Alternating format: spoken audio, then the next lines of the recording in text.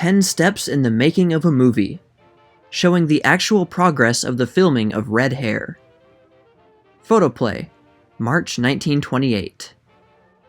Like all good ideas, it has a casual beginning. Eleanor Glynn goes on a yachting trip with Clara Bow, and as the sea breezes romp through Clara's flaming hair, Madame Glynn gets the idea for the story. Eleanor Glynn sells the story to B.P. Schulberg. The producer calls in Clarence Badger, director, and Lloyd Corrigan, scenario writer. They are delegated to act as foster fathers to Eleanor's brainchild.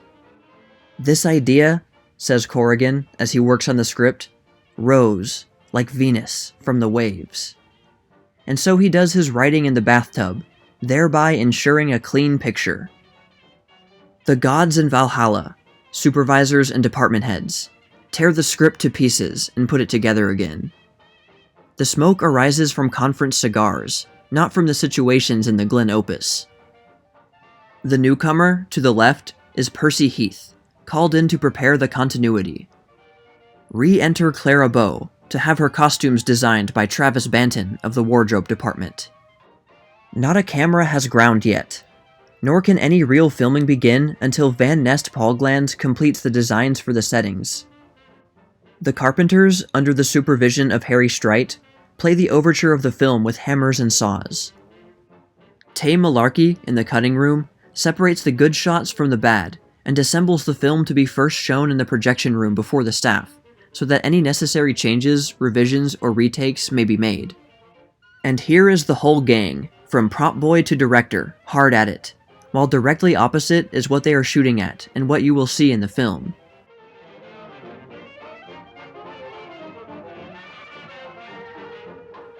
A new school of heroism, Perils of the Cameraman. Photoplay, March 1921. In song and in story, there have been many heroes. Heroes of war and heroes of peace.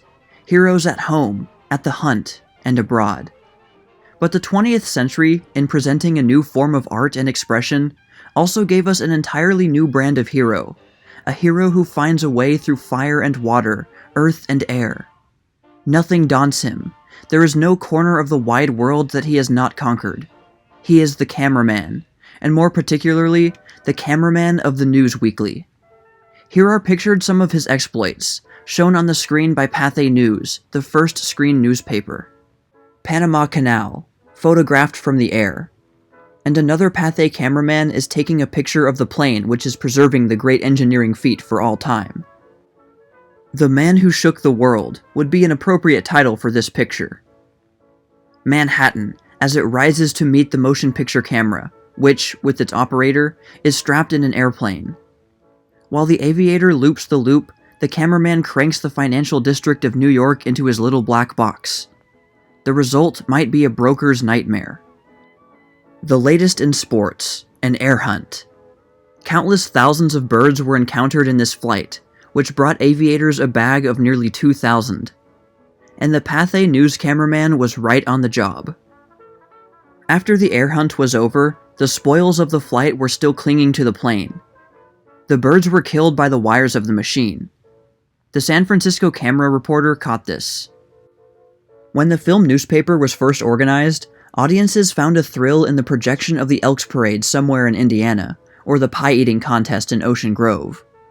But with the progress of the Pathé Weekly, new subjects were sought, and new ways to photograph them.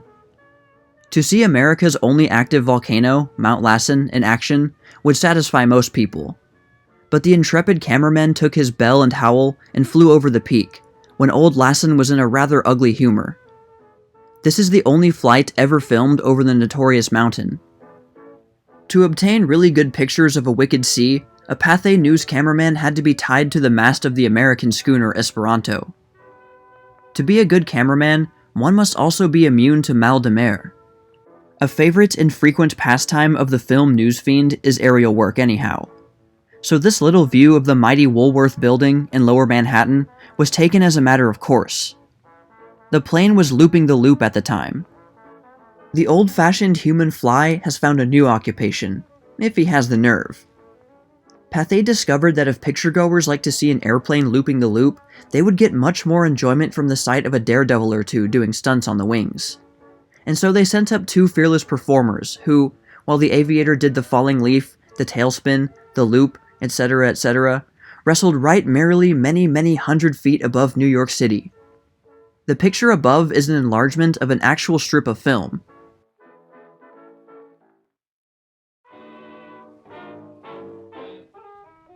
Beauty spots of Filmifornia. Photoplay, March 1920. It doesn't cost much more to make a beautiful thing than it does to make an ugly one. So the men who have designed the moving picture studios in California have taken advantage of the fact that gardens can be grown overnight, and have made their establishments, in many instances, real showplaces in both senses. The effect of this charming environment upon writers, directors, and players should be of great importance. Surely the creative artist can find inspiration in visual beauty, and will be of material aid in evolving masterpieces for the screen. So far has this matter of studio architecture advanced in 5 years, that there is hardly a sign remaining of the ramshackle makeshifts of half a decade ago. The Thomas H. Ince Studio at Culver City, California.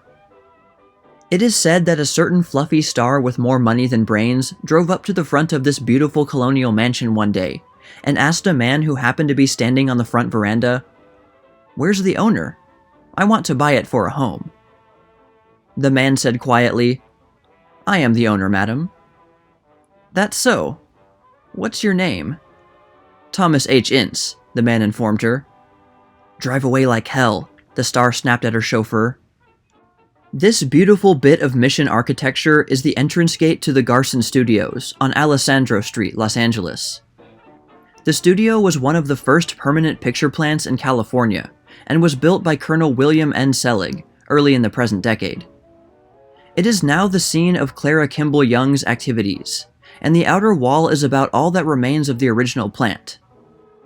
The Goldwyn Studio at Culver City is after the Grecian style of architecture in front, but the yard is pure prairie. It is spacious enough for Will Rogers to fling a nasty rope, but the stars are objecting because there is no jitney service from the boulevard, where they have to park their cars, to their dressing rooms. This might be a quiet village street in France, or the stables and garages of a multimillionaire's home, or something else. But the fact is, it is Director's Row at the Brunton Studios, Melrose Avenue, Hollywood. The Metro Studio in Hollywood is, as you may be able to decipher from the street signpost, at the corner of Cahuenga Avenue and Romaine Street. The sign halfway down the block warns you not to park your car on that side of the street. This is to permit Maxwell Carger plenty of room for outbursts of temperament, which he employs to counterbalance those of the stars. This is not a row of bungalows patterned on the Old English style, but the La Brea Street front of the Charles Chaplin Studio in Hollywood. Except for the glass top of the stage, which rises 3 stories high in the rear, the framework visible at the right in this photograph, it would be impossible to detect any sign of a studio on this block, except a very small brass plate on the entrance door. Universal City was the first moving picture studio to be built on an elaborate scale, and is still one of the largest plants in the world. The main buildings are in mission style, surrounded by attractive gardens and shaded nooks. Evening clothes at midday is Filmifornia's prerogative.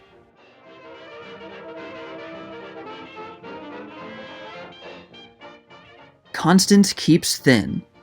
Kid Talmadge knocks out old man embonpoint. Photoplay, July 1922. One of the world's slimmest young ladies stays that way because she exercises regularly. Above, Constance Talmadge doing the abdominal reduction exercise. Philadelphia Jack O'Brien, former champion, has outlined a series of exercises for her to follow. Here is number 1. 1, 2, 1, 2. Connie in the second exercise of the series. This is for circulation, makes the eyes bright, the complexion clear, the body supple. No matter how many chocolates she eats, she'll keep thin. Try this one. For strengthening the muscles of the back and eliminating superfluous flesh, lie flat upon the floor. Raise your body without touching the floor with your hands until you have reached an upright position. Repeat 6 times. Do you take your exercises by canned music in front of the phonograph? This exercise is for reducing the waistline. Just turning to the right and left from the waist, and you can still retain potatoes and pastry in moderation on your menu.